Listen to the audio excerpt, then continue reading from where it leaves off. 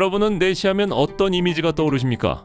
드라마에서 보던 모습, 왕의 뒤에서 허리를 굽히고 예 전하에서 라며 간드러진 목소리를 내는 사람, 남자로서의 기능을 잃고 평생을 궁궐 구석에서 외롭게 늙어가는 불쌍한 존재. 아마 대부분 이렇게 생각하실 겁니다. 하지만 만약 그게 전부 거짓말이라면 어떠시겠습니까? 우리가 동정했던 그 내시들이 사실은 양반들조차 굽신거려야 했던 무소불위의 권력자였고 지금의 강남 빌딩 부자 부럽지 않은 조선 최고의 재벌이었다면 말입니다. 그들은 잃어버린 남성성 대신 조선의 부와 권력을 손에 쥐었습니다. 왕의 그림자 뒤에 숨어 엄청난 재산을 긁어모았던 그들. 오늘 늦은 밤 TV 직업탐구에서는 조선시대 가장 미스터리한 직업 내시의 지갑을 탈탈 털어보겠습니다. 내시, 그들은 어떻게 조선 최고의 재벌이 되었을까요? 먼저 우리는 내시라는 직업의 급을 정확히 알아야 합니다. 내시는 단순히 왕의 시중을 드는 노비가 아니었습니다. 그들은 엄연한 공무원, 즉 관료였습니다. 내시부라는 관청에 소속되어 체계적인 품계를 받았죠. 내시부의 수장인 상선은 종이품의 벼슬이었습니다. 종이품이 어느 정도인지 감이 잘 안 오시나요? 지금으로 치면은 차관급 혹은 도지사급의 고위직입니다. 일반 양반들이 평생 공부해서 과거의 급제에도 오르기 힘든 자리가 바로 종이품입니다. 물론 내시는 문반이나 무반 같은 정식 양반 관료들에게 무시를 당하긴 했습니다. 하지만 그건 명분상의 무시일 뿐 실질적인 대우는 엄청났습니다. 그들은 국가로부터 정식 녹봉, 즉 월급을 받았습니다. 쌀과 콩, 옷감 등을 정기적으로 받았죠. 하지만 여러분, 공무원 월급만으로 재벌이 될 수는 없습니다. 조선시대 내시들이 엄청난 부자가 될 수 있었던 진짜 이유는 따로 있습니다. 바로 왕의 최측근이라는 특수성 때문입니다. 내시의 주 업무는 왕명 출납입니다. 왕의 명령을 전달하고 신하들의 상소를 왕에게 올리는 일이죠. 이것이 바로 권력의 핵심이었습니다. 생각해 보십시오. 지방의 관리가 왕에게 급한 보고를 올려야 합니다. 혹은 뇌물을 써서라도 승진하고 싶은 관료가 있습니다. 이들이 왕을 만나려면 누구를 거쳐야 할까요? 바로 내시입니다. 내시가 문을 열어주지 않으면 영의정 할아버지가 와도 왕을 만날 수 없었습니다. 이 과정에서 엄청난 급행료와 촌지가 오고 갔습니다. 김상선 영감, 이번에 우리 조카가 올린 상소문 전하께서 좀 빨리 보시게 힘 좀 써주십시오. 이 한마디와 함께 건네지는 금괴와 은전, 최고급 특산물들이 내시의 창고로 쏟아져 들어왔습니다. 조선왕조실록에는 이런 기록도 있습니다. 성종 때의 내시 김처선은 왕의 총애를 믿고 위세를 부렸는데 그의 집 앞은 청탁을 하러 온 관리들의 말과 가마로 문전성시를 이루었다고 합니다. 왕의 눈과 귀를 가릴 수도 열 수도 있는 문지기, 그들에게 밉보이면 출세길이 막히는 것은 시간 문제였습니다. 그러니 양반들도 내시 앞에서는 자존심을 굽히고 지갑을 열 수밖에 없었죠. 내시, 뒷돈으로 모은 목돈. 내시들은 이걸 어디에 썼을까요? 바로 땅입니다. 조선시대 최고의 재테크는 역시 부동산이었습니다. 내시들은 한양 인근의 노른자 땅과 비옥한 농토를 사들이기 시작합니다. 내시들의 부동산 투자가 무서웠던 점은 그들이 가진 정보력 때문입니다. 왕이 어디로 행차하는지, 나라에서 어디를 개발할지, 어떤 정책이 시행될지 가장 먼저 아는 사람이 바로 내시였습니다. 내부 정보를 이용한 투기는 그때나 지금이나 필승의 법칙이죠. 특히 그들은 면세 혜택을 교묘하게 이용했습니다. 왕이 총애하는 내시에게 하사한 땅은 세금을 면제해주는 경우가 많았습니다. 또는 내시들이 자신의 권력을 이용해 지방 수령을 압박, 세금을 내지 않고 버티기도 했습니다. 세금은 안 내고 소장료는 꼬박꼬박 챙기니 재산이 불어나는 속도는 기하급수적이었습니다. 구한말의 기록을 보면 서울의 부자들 중에 내시 가문이 상당수였다고 합니다.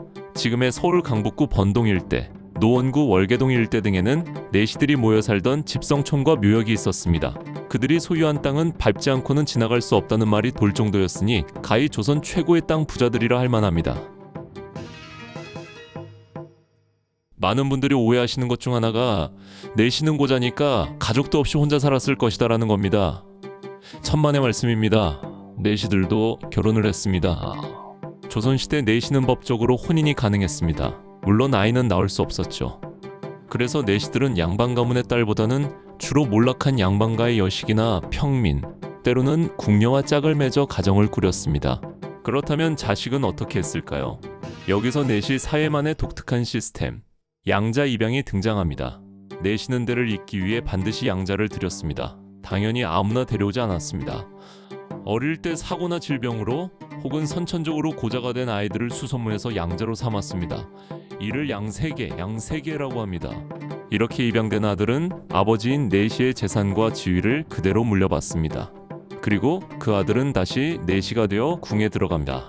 이렇게 내시 가문은 대대로 궁궐의 요직을 차지하고 막대한 재산을 대물림하며 그들만의 카르텔을 형성했습니다. 양반 가문 못지않은 족보와 가문이 형성된 것입니다. 내시 아내는 어땠을까요? 남편이 비록 남자 구실은 못할지언정 돈은 넘쳐났습니다. 내시의 부인들은 최고급 비단 옷을 입고 수십 명의 노비를 부리며 호의호식했습니다. 어떤 기록에는 양반가의 부인들이 내시의 부인을 부러워했다는 내용까지 나옵니다. 남편이 바람 피울 걱정 없고 돈은 잘 벌어오니 이보다 좋을 수 있냐는 우스갯소리가 나올 정도였죠.